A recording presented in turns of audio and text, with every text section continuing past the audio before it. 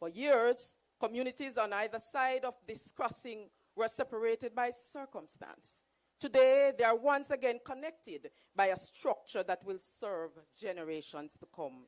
So today is a day to celebrate progress. It is a day to celebrate partnerships, including that of the Jamaica Broilers Group.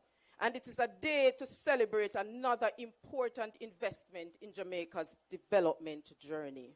I want you to listen closely now, because we cannot take for granted all the development that we're seeing, and they come, you know, our budget, we don't have less funds, but we do expend a lot on infrastructure development.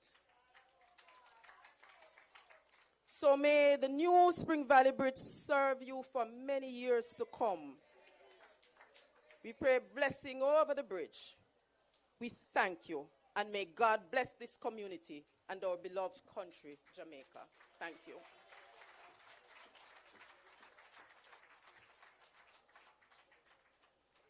You see what I mean when I say she's passionate? Okay. Many thanks to our Permanent Secretary, P.S. Arlene Williams. At this time, I have the pleasure of welcoming to address you a man who needs no introduction in these parts, none other than your Member of Parliament, Mr. Clifford Everald Warmington. Thank you very much, Madam Master Ceremony. Today I'm very happy and delighted that I can participate in the ribbon cutting and opening of the Spring Village Bridge. It has long been coming. Got a whole lot of complaints continuously, and I just say, just be patient, it is coming. And it has finally arrived. And I want to commend this government for acceding to the cries of the people of Spring Village, for doing this bridge for us. I think this is one of 3 bridges that were lost.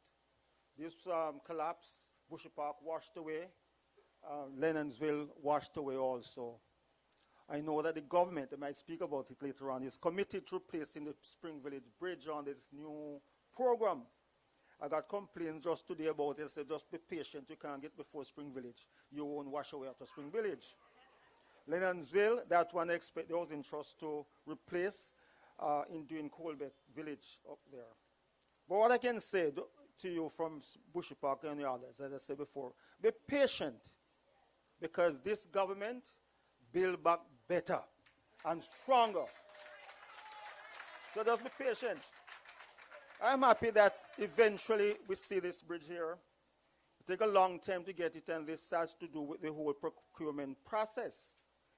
And this type of system we have prevent government from moving forward the projects that they want to move forward with. Even though we have the amendment to the Act in 2025, there are still areas of impediment. And for this bridge, I want to thank the contractor, Dwight Construction, Mr. Woodbine, for taking it on for all of us. He did the Troy Bridge also, because this went to tender 3 times. Eventually, he was convinced to come back in, and we got it done here. And Mr. Woodbine, I want on behalf of the people of Southwest St. Catherine to thank you immensely for the work you have done in having this here. Mr. Levy, I've been advocating. He was the one who came to me while I was in the ministry and said we have to get it done, and he wanted to make an offer. We kept our bargain, and we have it here today. Thank you very much, Mr. Levy. And I know Broilers is always a good corporate citizen. Good corporate citizen, because they did the road from gutters straight up to Spring Village at their own expense. So, Brother Robert, I want to tell you more than that. Coming short is a contract to complete from the roundabout the bridge to Broilers. That part is very bad, and I know that it's now in the process of procurement, and very shortly that will be done. All right? So you did part, we're going to finish the rest for you as such. So thank National Brother again. So ladies and gentlemen, we are very grateful for this. I must thank the Prime Minister, the Minister, PS, and all of them. Mr. Hunter in particular, because he and I went through a lot of red tape because of the whole procurement process to get it here. Mr. Hunter, I thank you very much.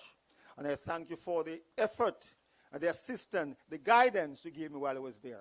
We appreciate you very much. Mr. Downer, Mr. McCarge, I want to thank you all publicly for your effort and help. Ladies and gentlemen, today we are grateful. We give thanks to God himself for having this done for us. Thank you.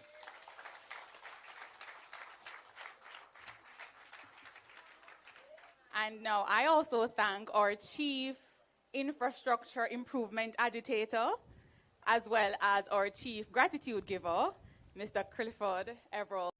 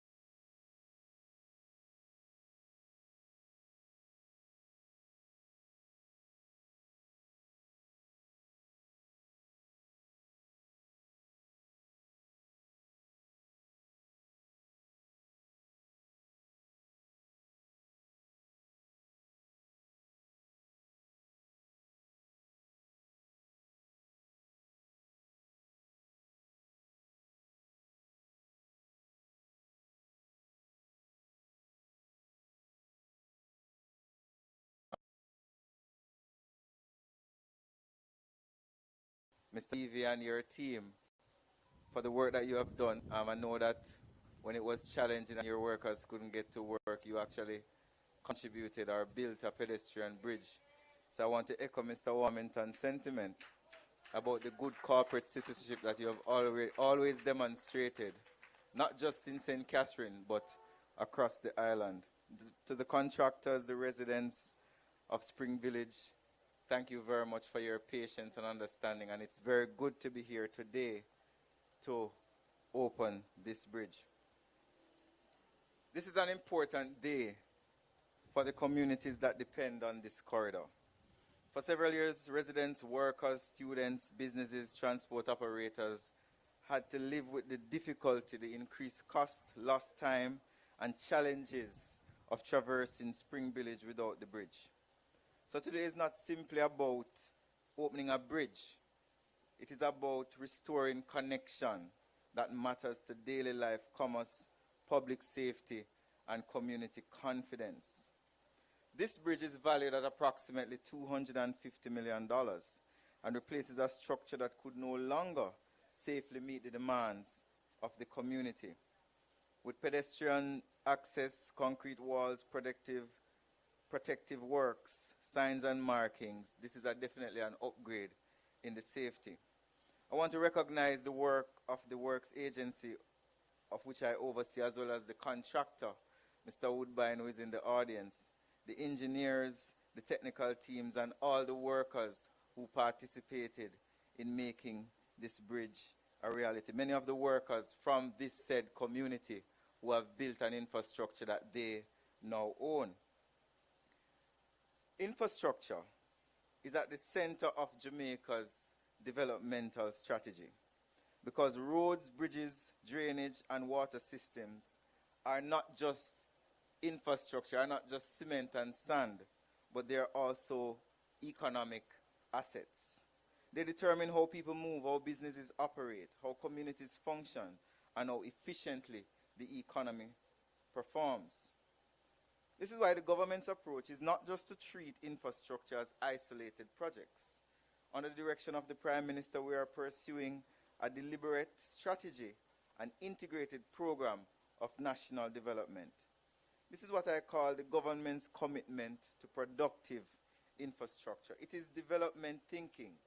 Infrastructure is not merely a cost to the treasury.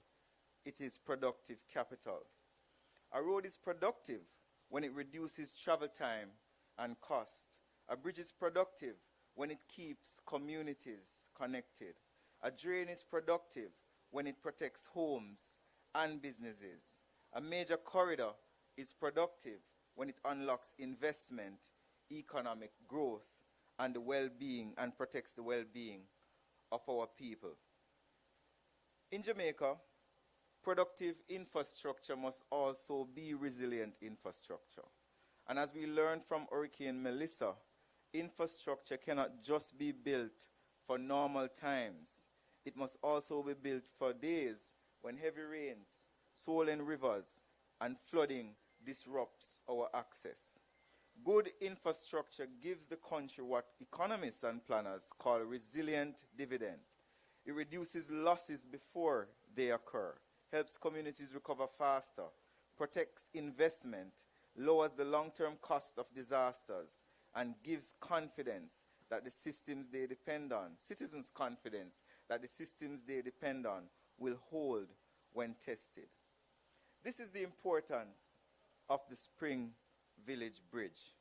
It strengthens this community's ability to remain connected under difficult conditions. It improves safety, improves access, reduces vulnerability, and supports community movement, workers' movement, business development, schools, and emergency services. Spring Village is not the only major piece of infrastructure that this government is embarking on. Through the Spark program, we're investing $45 billion in local community roads and main roads, supporting waterline works and targeting roads that people use every day. We have planned a better way to build infrastructure, and we're executing it through the Spark program.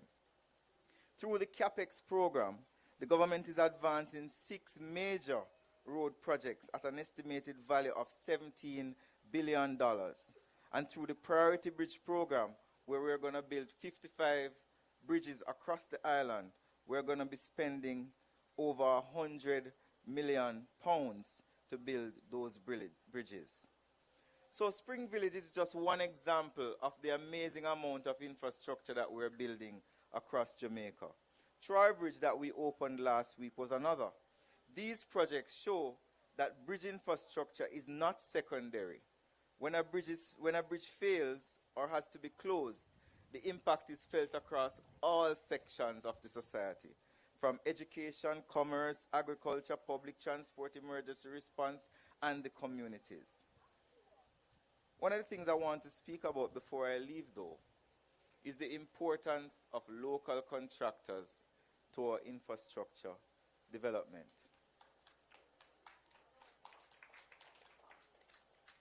The 2 bridges that we have opened in the last 2 weeks were built by a local contractor.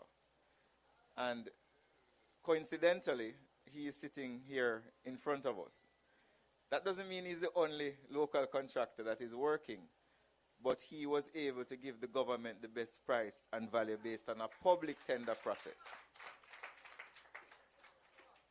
There has been some talk that the government is not investing enough in local contractors. I wish to posit today, before I take my seat, that the data does not support that assertion. Over the last 15 years, through JDIP, MDIP, SHIP, the government has spent a combined $1.2 billion on local infrastructure. Local contractors have received approximately 700 million of that amount. If you go down a little deeper, all of the CAPEX programs that have been advertised recently have been won by local contractors. Whether you're talking about Grange Lane, whether you're talking about Helshaw.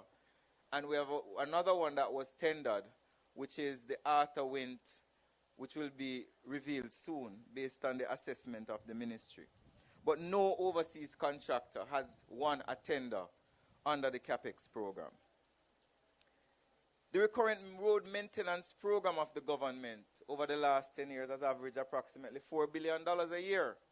And every single dollar of that $40 billion over the last 10 years has gone to local contractors. Under the Spark program, we have 26 local contractors partnering with the enterprise contractor to help build our Spark roads. Yes, the argument is true. Many of our local contractors may not have the capital base to take on large enterprise projects, but the government has been very strategic in carving out a majority of spending on local infrastructure to ensure that a majority of the spending goes to local contractors. The policy is not just simply to give local contractors work, however. We have to ensure that we get quality based on the spending of Jamaica's tax dollars, which is why something like the One Road Authority is so important, where we're evolving the management of our road infrastructure to ensure that while we are increasing our investment in local infrastructure, mostly to local contractors, we have an ecosystem built around ensuring that the quality of work is ensured. Jamaica cannot build a modern economy on weak infrastructure. We cannot simply improve productivity while movement is inefficient. We cannot strengthen communities if access is unreliable. And we cannot prepare for climate events if roads, bridges, and drains are not made more resilient. The people of Spring Village and neighboring communities, we thank you for your patience. To the National Works Agency, the contractor, all the partners, the Ministry of Economic Growth and Job Creation, the policy leadership of our Prime Minister, we thank you for your contribution. Let this bridge stand as a practical example of development we are pursuing. Development that connects communities, supports the economy, builds local capacity, and improves the everyday lives of our citizens. May Spring Village serve this community safely and well for generations. Because unless God builds the bridge, it will not stand. Thank you very much, ladies and gentlemen. Thank you so much, Minister Morgan, for your wide-ranging presentation, which also covers just the breadth of investment that your government is making in infrastructure development and infrastructure improvement. I want to especially acknowledge a few residents that I was speaking to earlier as I talk about, very briefly, the concept of civic responsibility. And these ladies, including Mr. Dennis, who is the husband of one of these ladies, Sadie Facey, so Sadie 79, and Sadie told me she's so happy to have the bridge because she was so scared using the Bailey Bridge. And so she's so pleased that this new bridge is here and she doesn't have to take 2 taxis. Also, Charmaine Williams-Brown, Michelle Walker, Jeanette Collins-Dennis, and of course, as I said, Mr. Dennis. And these persons told me that they had to be here because they wanted to see the opening of the bridge. But as I listened to Minister Morgan, I want to add a layer of responsibility to your civic duty, part of which is to be here and witness this happening, that you also have a responsibility to go into your communities and let people know who are not here what the government is doing to develop their country, or our country. I also want to point out a concept. Sometimes we call it confirmation bias or negative bias. And it is essentially the idea that the brain is wired to look for false and look for negative. So we can see all this development that is happening around us, but we'll pay attention to the development that is not happening. So I want to encourage us to take a moment to think about all the development that is taking place in our country. A few years ago, there was a viral video where the lady said, "Me never been seeing this yet. Me never been seeing this level of infrastructure development in Jamaica in many, many years, although I am not that seasoned. Still, we are students of history, so we know." Anyhow, thank you for listening to my monologue. I now have the pleasure of inviting to give us a cultural presentation students of Spring Garden.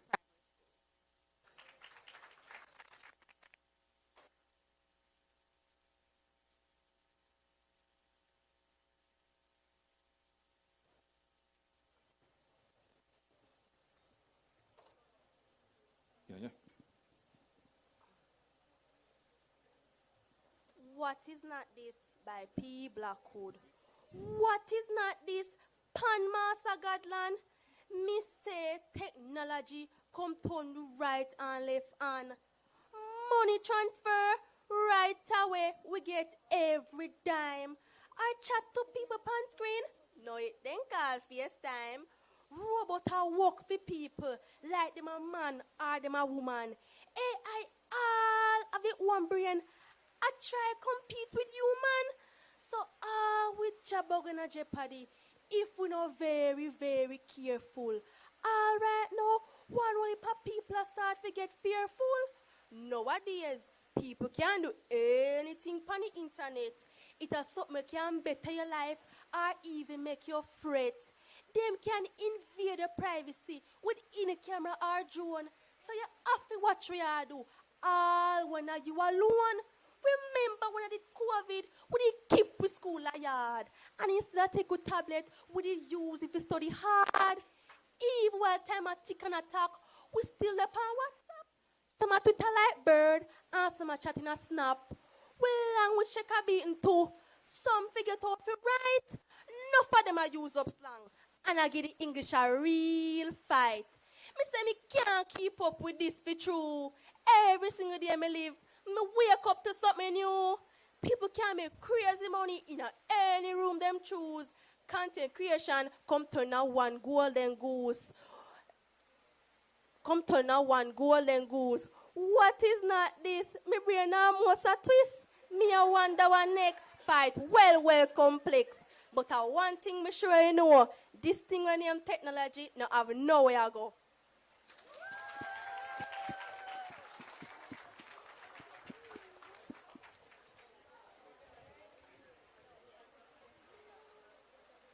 Like the caterpillar that becomes a butterfly, you too were born to fly.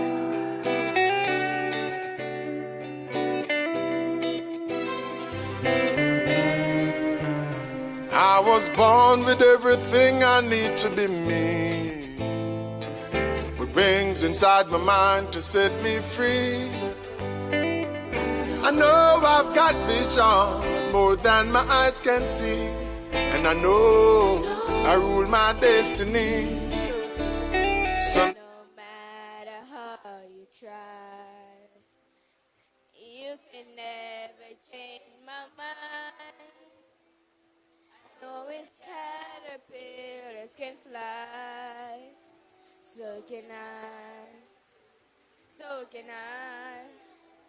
I know if caterpillars can fly, so can I, so can I. This stuff every caterpillar will say I can't fly.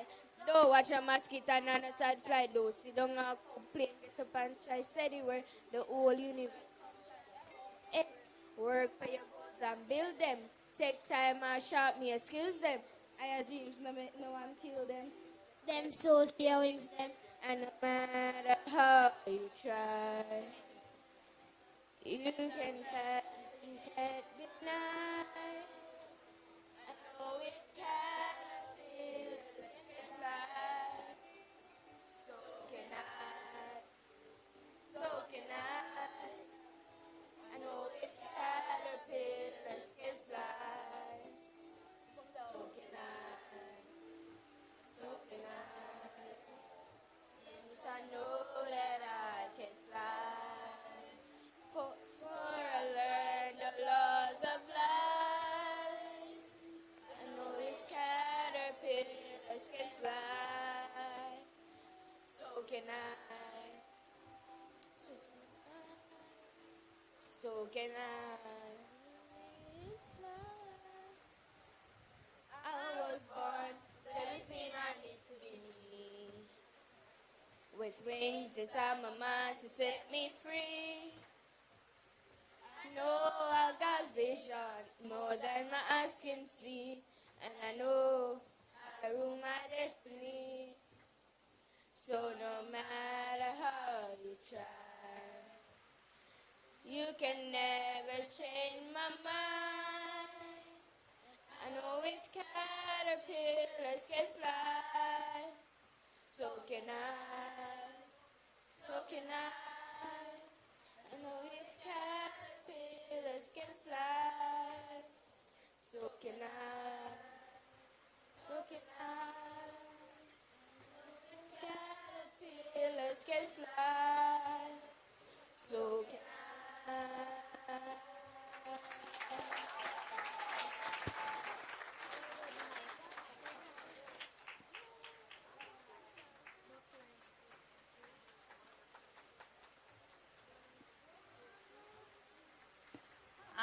Una can clap them one more time, please.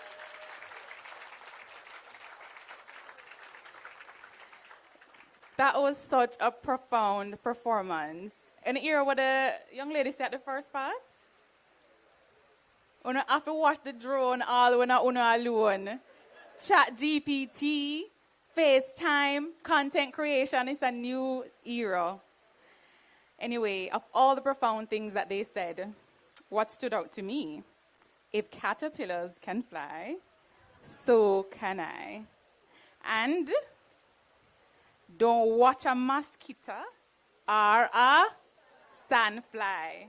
All right, so if this is our future is very, very bright indeed.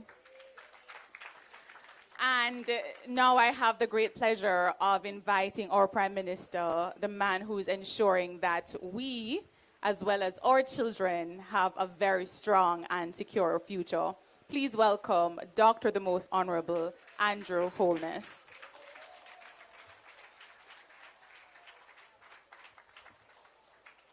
Thank you very much, thank you very much. This is the second bridge we are opening in as many weeks. Last week, I was in Troy, on the border of Manchester and Trelawney, where I was in the presence of some very happy Jamaicans, absolutely happy that their bridge, which was built 100-odd years ago, was being restored. They felt so much pride, they felt that they were being acknowledged and respected. And I felt so good within myself as their Prime Minister to have the opportunity to open and hand over to them this wonderful piece of infrastructure. So it gives me also great pleasure today to be here with the people of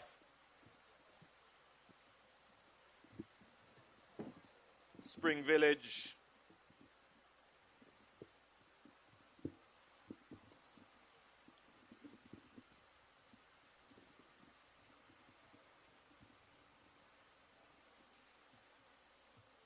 and adjoining communities to celebrate the opening of another wonderful piece of infrastructure.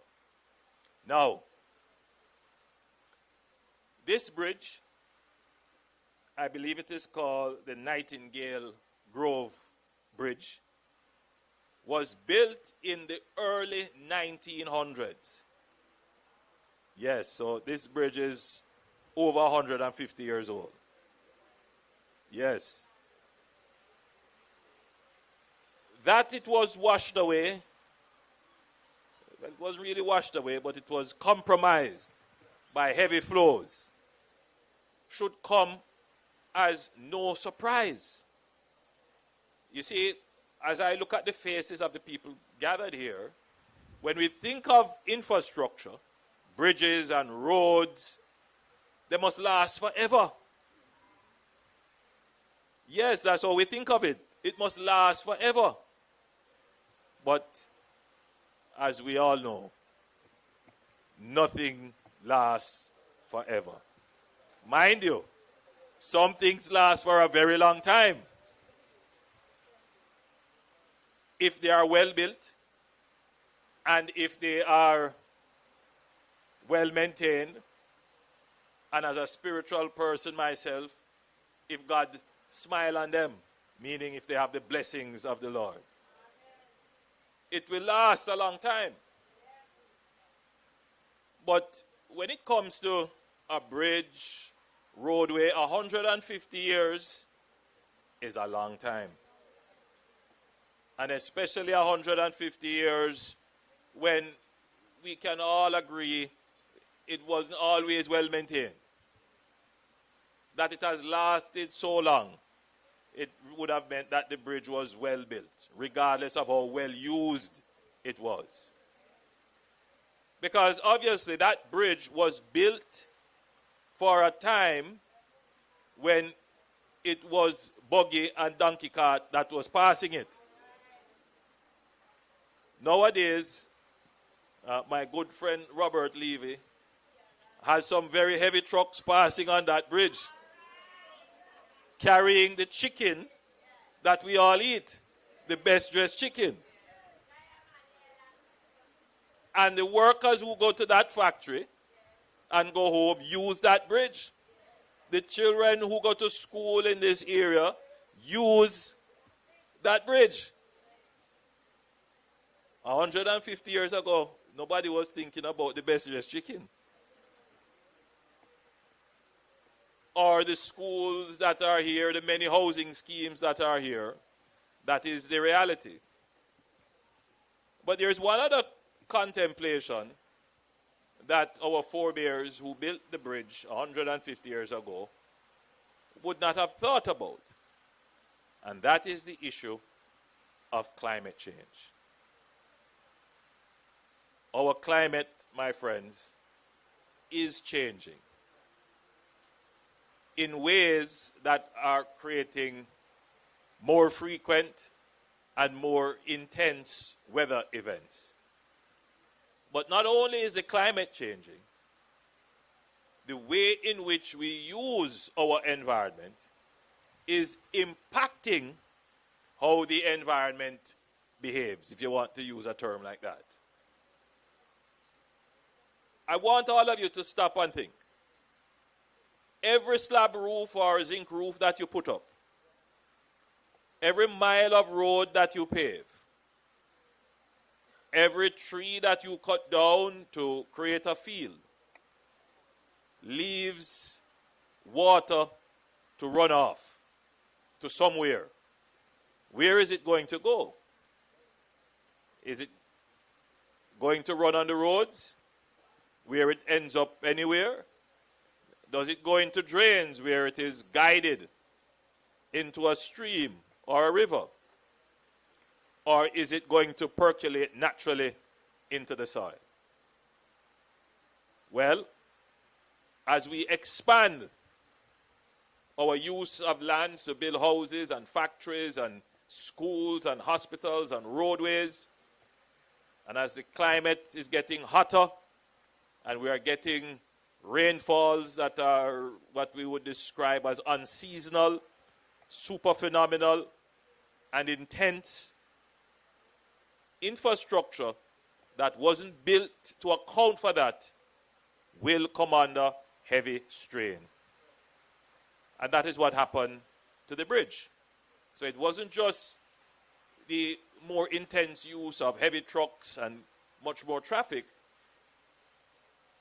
One weather event created heavy flow of water, which undermined the abutments and the approaches. The bridge exhibited some cracks, and eventually the engineers at the NWA decided that it was no longer safe to traverse the bridge. And so in September 2022, the bridge was closed. That's almost, 4 years ago. Now, after many articles and protests and complaints, the government was finally able to mount a response to the closure of the bridge. And let me put some things into context. It was not that we did not have the funds to fix the bridge. I don't want anybody to get any ideas that the government is awash in cash. Because one of the factors which led the government to make the allocation was the partnership offered by Jamaica Broilers. And I want to commend Jamaica Broilers for their good intention.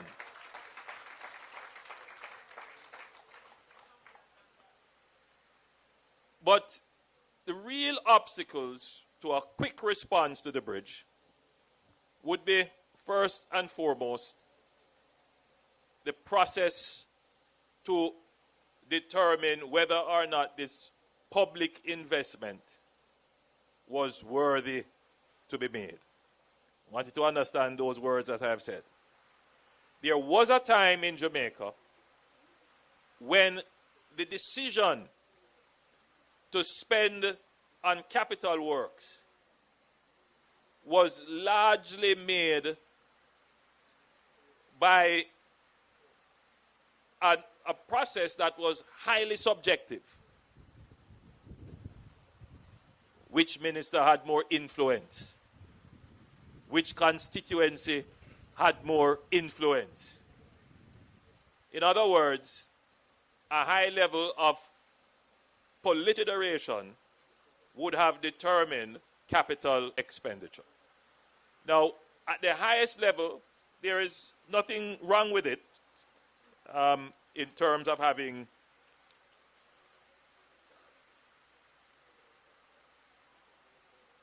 there's nothing wrong with capital expenditure responding to political imperatives. Happens all the time. But you want to be sure that with limited resources, if I have 10 bridges that need repair, the one that gets repaired should be done on an objective basis and not on the basis of who has the greater political influence. If you understand what I'm saying. Because then you could end up having infrastructure being done only in constituencies that are supportive of the government. You could have critical infrastructure being done by virtue of who know the minister. Or usually, you could have infrastructure being repaired by who demonstrate the loudest. Who burn the most road. Who block the most road. None of those should drive a country's capital investment program. What should drive a country's capital investment program? First of all is which investment is going to deliver the greatest economic return for capital investment. That must be how all Jamaicans begin to think about how their government uses their tax dollars. Now, mind you, I'm about to say something that may not be immediately popular. But every day I'm faced with demands. The road in front of my house is filled with potholes for the last 50 years that this scheme was built.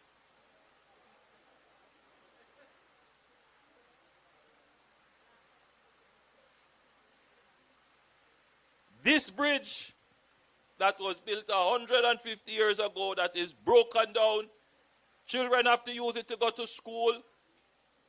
You know, a major industrial operation that provides the country with much needed protein uses this bridge, and if they have to divert, it adds a little bit of more cost to their output, a couple more cents. And what do you think going to happen? Eventually it's going to get passed into the price. great inconvenience. So governments have to scratch their head now and say, how do I balance everybody calling into the radio station about the road in front of their home and key critical infrastructure that is not necessarily in front of your home?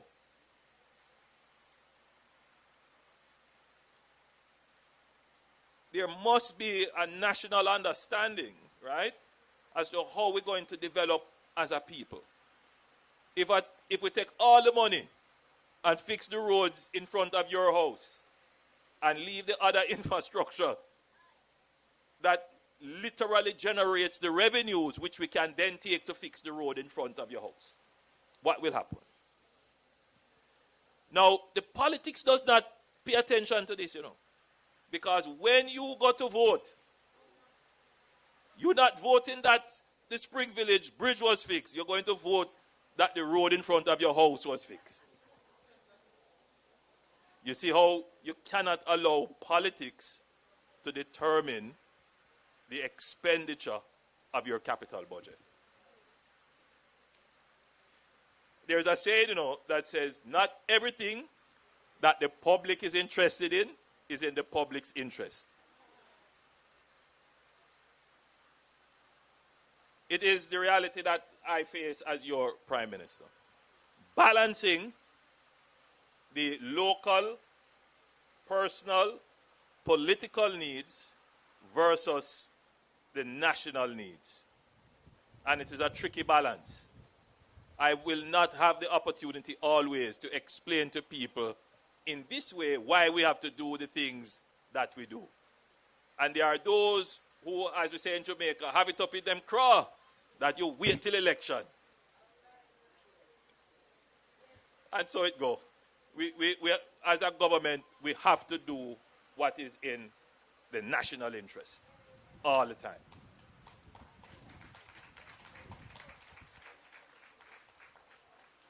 So, this is a project that we consider to be in the national interest, because $250 million spent here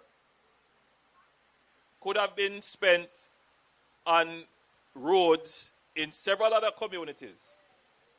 I toured this bridge in June 2004, and I toured all the communities with your wonderful Member of Parliament, and he made sure to take the opportunity to carry me into all the nook and crannies and show me the roads, because that's what the MPs do. When they get a hold of me, they make sure to stand with their constituents and say, see it? I show it to the Prime Minister. I told the Prime Minister. Poor me. And so he did show me all the other roads that need attention.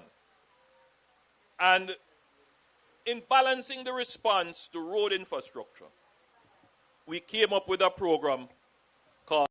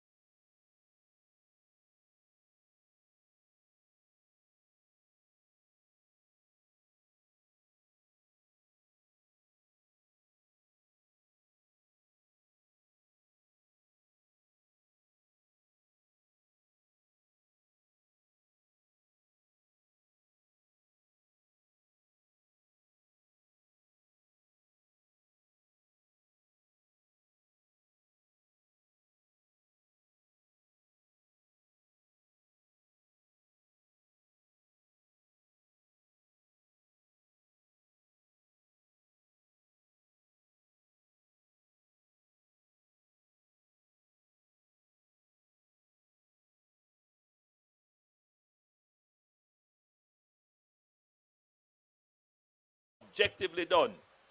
We had to create on how we're going to manage, as Minister Morgan pointed out, $45 billion of road repairs. What did we do? Came up with a program called Spark. And Mr. E.G. Hunter, the executive director of the National Works Agency, was very instrumental, himself and Minister Clark, in coming up with the name and designing the program. I must say here that E.G. has announced that, like everything, there is a time and a season. And Mr. Hunter has served this country well as the executive director. Well, he was first president of the NWC and then served for many years as the chief engineer of Jamaica, as the chief executive officer of the NWA, the National Works Agency. And I recall having many discussions with him about how we are going to navigate the new system of objective allocation of the country's capital budget, which is called the Public Investment Management System. So what that does is that any investment at all that is considered capital in nature, meaning it is going to make a substantial change to existing infrastructure or build new infrastructure. So it's not repeating every year. That go through a competitive process. And what's the nature of that competitive process? First of all, everything has to be assessed. So we want environmental studies. We want to see whether or not it makes economic sense. So we look at the internal rate of return of the investment. And then we look at what is called in economics the opportunity cost. If we spend the money on project X, will we get more impact than if we spent it on project Y? And we look at all kinds of other variables to make sure that the investment decision is a wise decision.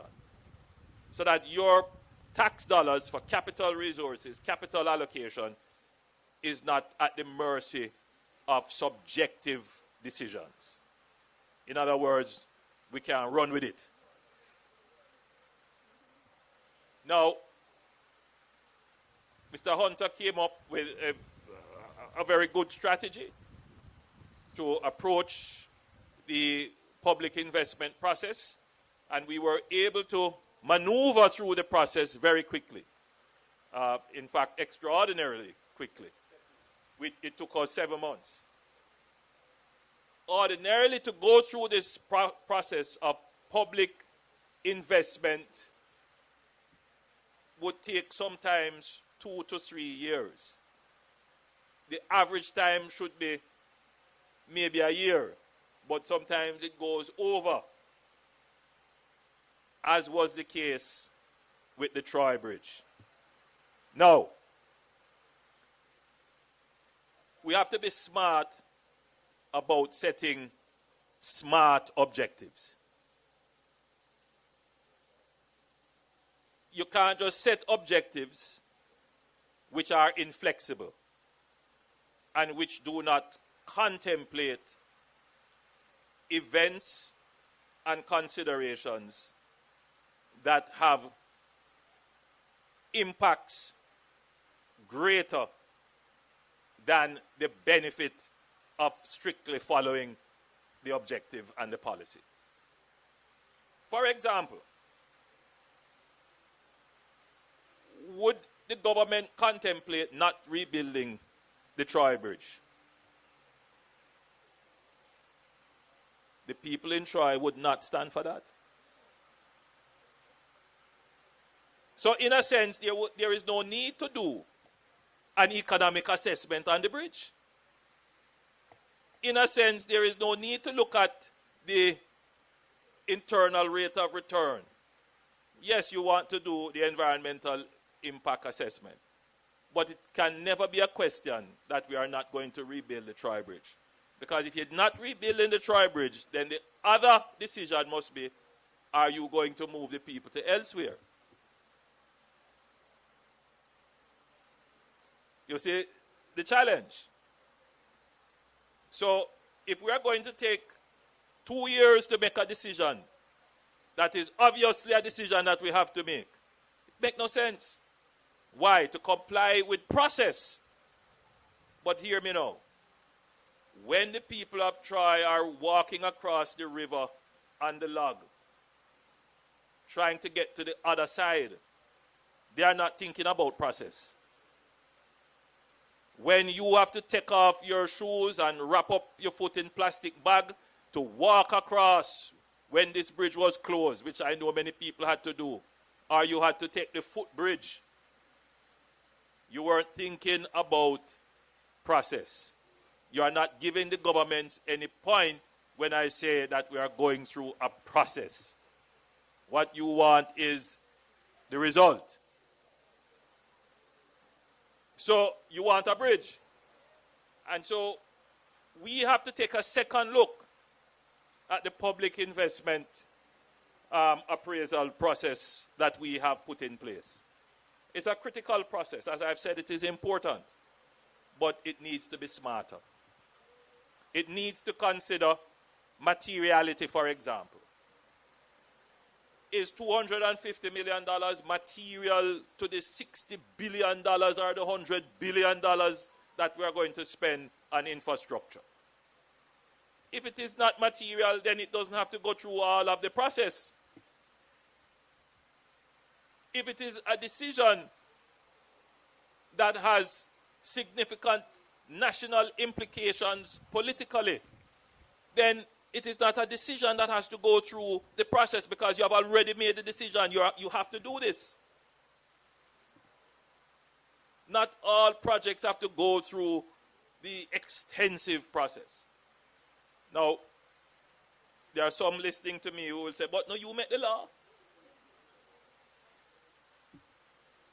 Yes, we cannot deny. We are the ones who put in the law. But that's the beauty of it. That as you see how the law operates, you can make adjustments to get a better law, a more effective law, one that accounts for some of the considerations that were not accounted for when the policy and the law was made. But we don't just get up one day and say we're going to change the law. We go through a very extensive process, again, of explaining to the people why we have to change the law. We do it here at the podium when we speak to audiences like this. We do it in the parliament, and we do it at our press conferences. That's how we engage. Then we go through, again, other processes, a long process until the law is changed.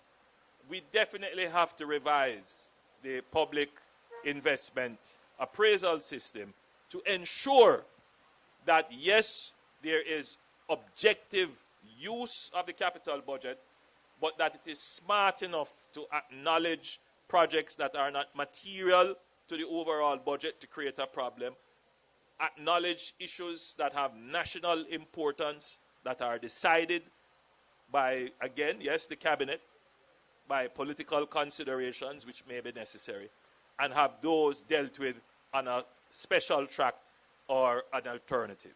So that has to be done.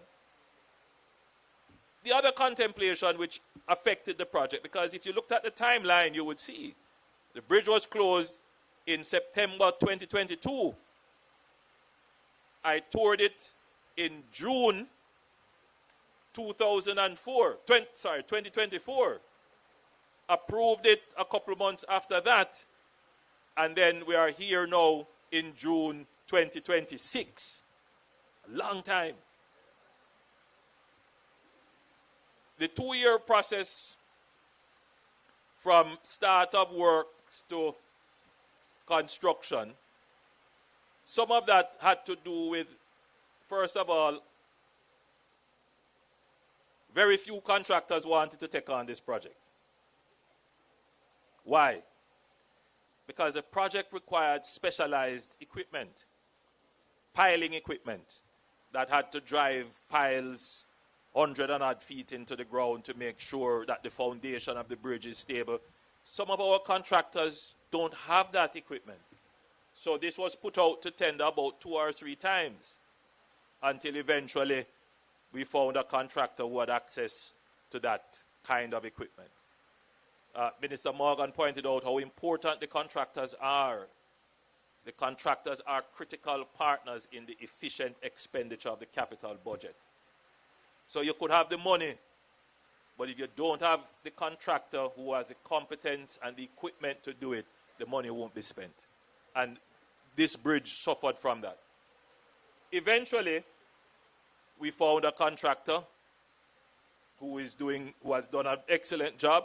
Mr. Woodbine, please take a bow. You have delivered the 2 bridges. I haven't been told whether it is on time and in budget, but the cabinet approved 250 million, and I see that the bridge cost 250 million. So I suspect it came in on time and on budget. So we commend you.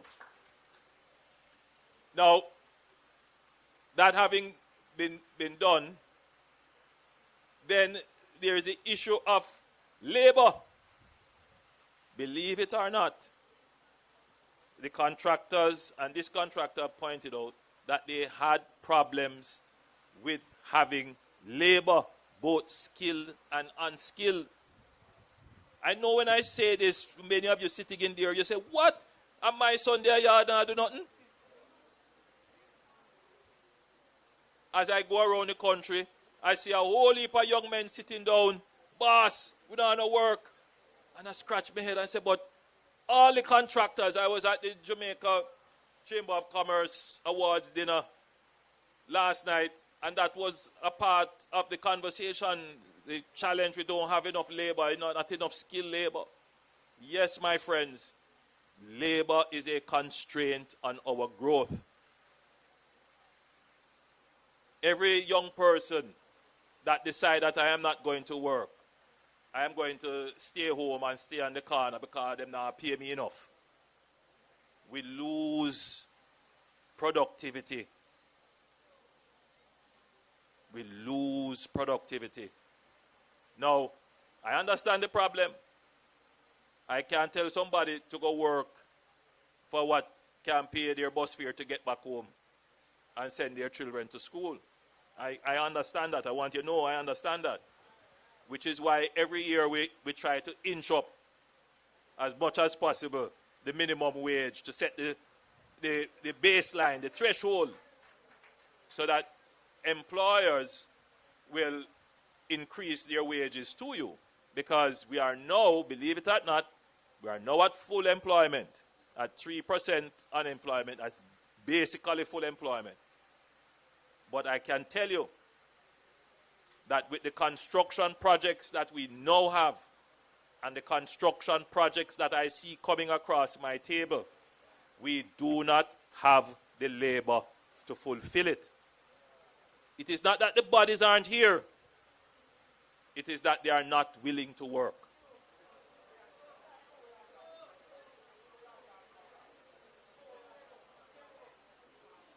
It is not for me as your Prime Minister to only lament about the problem. I have to do something about it. So we did put in some programs. When we became government, we put in the HOPE program. And that program was such a success. We brought in 20,000 youngsters. We trained them. And all of them are now in the labor force. We estimate that there are about 50,000 persons out there who are unemployed. The problem is to get them skilled, but the bigger problem is attitude. That's the bigger problem is the attitude. So we are in dialogue now. We're speaking with the Heart Trust, and we're thinking, what kind of strategy, what kind of program can we put in to attract those people who have decided that they're not offering their labor to the labor force, and to get them into the right attitude where they see that labor is not a bad thing. That service is not servitude. Because that's a big view. That, labor is not slavery. We have to get them into a mindset, into a work ethic. So I want to assure Jamaica that the government is cognizant of the problem, and we will be launching a program very soon to address it. But a part of that also means that as our economy is expanding and we're doing infrastructure projects like this and we have a capital budget that we need to spend and spend it quickly, that we have to get our Jamaicans into the labor force quickly, working with our contractors quickly, but where necessary, we may have to bring in skills to augment and support the local resources that we have. It is a contemplation that we have tried to avoid, but at this point, at this stage, we definitely have to look at bringing in labor to supplement and augment, especially as we move into the rapid reconstruction and rebuilding of Jamaica under the NARA project. So I'm taking this opportunity to appeal to all our youngsters, all the people out there who are not working. If you don't have a skill, contact the Heart Trust NSTA. Government will find ways to get you into the workforce. We will train you. We need you. We need all our young unemployed men and women who are not working. Jamaica needs your labor and your talent to ensure that the growth of the country can be realized. So yes, this project faced some delays, not so much with not having the labor, but not having the labor that would stick to plan, that would turn up every day. Right, Mr. Contractor? You set a schedule and you're waiting on the mason to turn up and you hear him gone somewhere else. Go and work for somebody else, And so your project that you have to wait until our next mason, you can get him or the same mason comes back. These are problems being experienced right across Jamaica. And it adds to the delay of projects. So I think I've spoken quite a bit. And I think based upon the eyes of the audience that there is a deeper understanding of some of the issues that I have raised. And what I want to do now is to ask you to become ambassadors for the arguments that you have heard here today. When you get back into your church, into your school, into your bars, and you hear some of the conversations, which are reasonable conversations, but they don't have the depth of understanding as to why we face the situation that we face, that maybe you will be able to add a different dimension and a different understanding to the problem so that the Jamaican conversation can be edified and meaningful. Ladies and gentlemen, it is indeed, therefore, my great pleasure to say that this bridge is now officially open and handed over to the people of this area. May it be for the benefit and prosperity of the people of Jamaica. God bless you and thank you.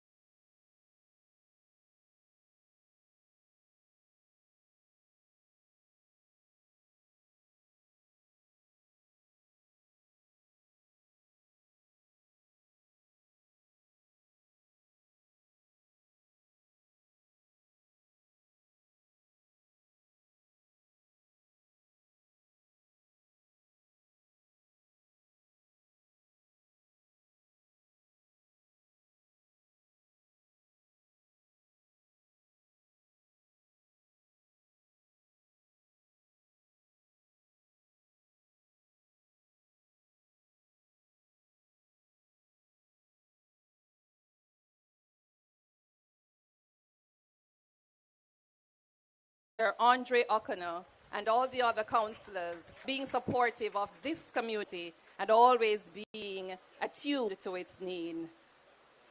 Our sincere appreciation goes to the representatives of the National Works Agency for their technical expertise with the planning and execution of this major project. We also wish to thank Mr. Levy and other representatives of the Jamaica Broilers Group for their partnership and tremendous support of this project, which demonstrates the power of collaboration between the public and private sector. During the interim, as we can all remember, they bridged the gap, no pun intended, with the sturdy and brightly colored pedestrian bridge, which helped the community to maintain contact with the world outside its confines. To the community members, families, schools, and all other community interests, thank you for your cooperation, understanding, and unwavering support throughout the years it took to complete this structure. For all the persons who participated in this event, Pastor Doreen Williams, Mrs. Arlene Williams, Honorable Robert Nestor Morgan, and the ably moderator, and the lovely audience, thank you. To the students of the Spring Gardens Primary, well done. Your performance was superb. To the staff also, thank you for your hard work and dedication in guiding our future leaders. Today, we are especially grateful for the structure as it has helped ease the challenges associated with travel to and from the community. The alternate route was much longer and quite difficult to navigate, even though in recent times it has been fully paved and transformed. This bridge now represents progress, convenience, safety, and hope. It makes our journey shorter, less tedious, and more easily connects us to work, school, home, church, and essential services. It would be remiss of me to fail to acknowledge the support of residents who voluntarily watched over our vehicles and kept them safe while they were parked out of our view somewhere down there during the construction period. Your selflessness and sense of responsibility truly reflected the spirit of community.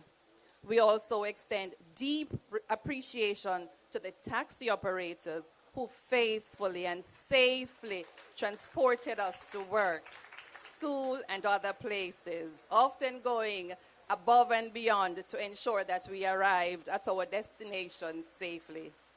Above all, we thank God for sustaining us throughout the years, for granting us patience in difficult times, and for blessing us to see this project eventually come to completion. We acknowledge his continuous favor, protection, and guidance over this community and over all who labored to make this day possible. Once again, thank you to everyone who played a role, seen and unseen, in the construction of this bridge. May it always stand as a symbol of progress, unity, and a brighter future for generations to come. Thank you, and may God continue to bless us all and bless Jamaica, land we love. Thank you.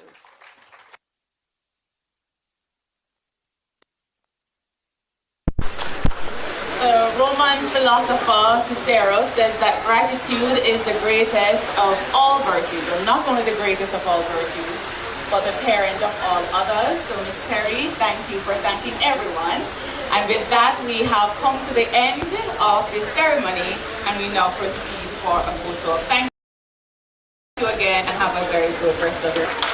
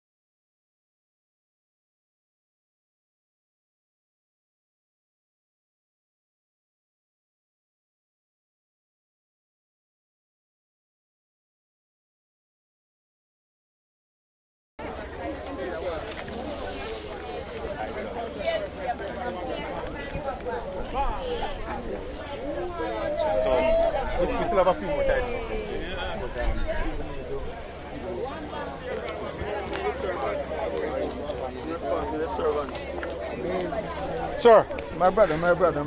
If the camera and them then space. All right. I like that.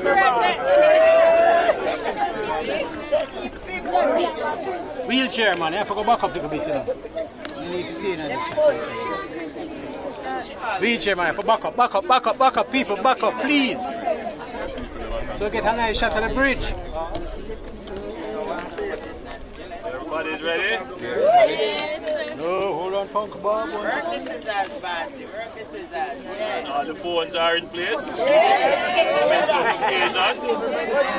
All right, everybody's ready to count to 1 million? Ready? Yes. 1 million!